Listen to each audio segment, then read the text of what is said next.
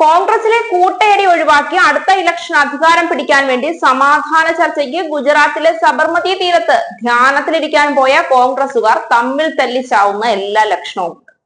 നീ അങ്ങോട്ട് മാറി നിൽക്കുക രാഹുലെ, ഞങ്ങൾ തമ്മിൽ തല്ലി തീർക്കട്ടെ എന്നാണ് മുതിർന്ന കോൺഗ്രസ് നേതാക്കളുടെ പക്ഷം.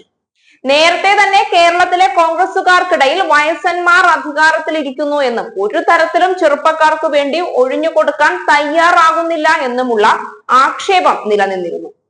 ഈ കാര്യങ്ങളൊക്കെ പരിഗണിച്ചുകൊണ്ടാണ് സമ്മേളനത്തിൽ ചർച്ച നടത്തി സമവായത്തിലെത്താൻ തീരുമാനമായത്. എന്നിട്ട് എന്ത് കാര്യമുണ്ടായി? ഒന്നും ഉണ്ടായില്ല. തമ്മിൽ തല്ലൊന്നുകൂടി കൊഴുത്തു എന്ന് വേണമെങ്കിൽ പറയാം. മോദിയുടെ മടകിൽ പോയി BJP വോട്ട് കൂടി പിടിച്ചുകൊണ്ടുവരുമെന്ന് പറഞ്ഞു പോയവരാണ് ഇപ്പോൾ സ്വന്തം പല്ലും നഖവും ഉപയോഗിച്ച് തോളിൽ കൈയിട്ടു നടന്നവരെ മാന്തുന്നത്. KPCC പുനഃസംഘടനയിൽ കടുംപിടുത്തം തുടർന്നു സുധാകരൻ പക്ഷത്തുള്ള ഒരു വിഭാഗം സുധാകരനെ നിലനിർത്തിയേ പറ്റൂ എന്ന കടുംപിടുത്തത്തിലാണ്. എന്നാൽ തീർച്ചയായും ആ സ്ഥാനത്തേക്ക് മറ്റൊരാൾ വരണം എന്ന അതേ കടുംപിടുത്തത്തിൽ തന്നെയാണ് ഹൈക്കമാൻഡ് നിലകൊള്ളുന്നത്. നേരത്തെ സംഘടന വളരെ ദുർബലമാണ് എന്നും പുനഃസംഘടന വഴി മാത്രമേ സംസ്ഥാനത്തുള്ള കോൺഗ്രസിന്റെ അധപ്പതനം ഇല്ലാതാക്കി ഉയർന്നു വരാൻ കഴിയൂ എന്നുമുള്ള ആശയങ്ങളാണ് ഹൈക്കമാൻഡ് മുന്നോട്ട് വച്ചതെങ്കിലും ഇതൊന്നും അനുസരിക്കാൻ സുധാകരൻ പക്ഷവും തയ്യാറല്ല. സംസ്ഥാനത്ത് പുനഃസംഘടന അനിവാര്യമാണ് എന്ന് ദീപാദാസ് മുൻഷി നേരത്തെ തന്നെ റിപ്പോർട്ട് നൽകിയിരുന്നു. അതിന്റെ അടിസ്ഥാനത്തിൽ പുനഃസംഘടന ഉറപ്പായും ഉണ്ടാകുമെന്നുള്ള തീരുമാനവും നേരത്തെ തന്നെ കോൺഗ്രസ് നേതാക്കളെ അറിയിച്ചിട്ടുണ്ടായിരുന്നു ഹൈക്കമാൻഡ്.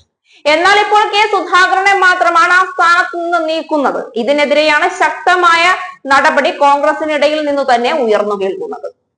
ശക്തനായ ചെറുപ്പക്കാരെ മുൻനിരയിലേക്ക് കൊണ്ടുവന്ന് സുധാകരനെ പോലെ കാലാകാലങ്ങളായി കഴിവുള്ള പ്രകടനമൊന്നും കാഴ്ചവെക്കാൻ കഴിയാതെ ഇരിക്കുന്നവരെയൊക്കെ മറ്റു സംസ്ഥാനങ്ങളിൽ കോൺഗ്രസ് പ്രസ്ഥാനത്തിനിടയിൽ ചെയ്തതുപോലെ നീക്കം ചെയ്യാനുള്ള ഹൈക്കമാൻഡിന്റെ തീരുമാനത്തിന് സുധാകരൻ അംഗീകരിച്ചിട്ടില്ല. ഇനി അതല്ല, താൻ പോകണമെങ്കിൽ VD സതീശനെ കൂടിയെടുത്ത് പുറത്തു കളയണമെന്ന ഉറച്ച നിലപാടിലാണ് സുധാകരൻ. മുൻകാലങ്ങളിലൊക്കെ KPCC അധ്യക്ഷനെ മാറ്റുന്നതിനൊപ്പം പ്രതിപക്ഷ നേതാവിനെ കൂടി മാറ്റാറുണ്ടായിരുന്നു. ഇപ്രാവശ്യം അങ്ങനെ ഒരു ആലോചന ഇല്ലാത്തതിനെ സുധാകരൻ ശക്തമായി വിമർശിക്കുന്നുണ്ട്.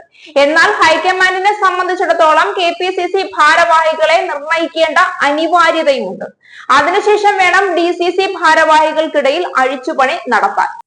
എന്നാൽ സുധാകരൻ ഇടഞ്ഞു നിൽക്കുന്നത് കൊണ്ട് തന്നെ കേരളത്തിലെ കോൺഗ്രസ് നേതൃത്വം പിന്നെയും തമ്മിൽ തല്ലിന്റെ പേരിൽ പൊതുജനങ്ങൾക്കിടയിൽ അപഹാസ്യരാവുകയാണ്.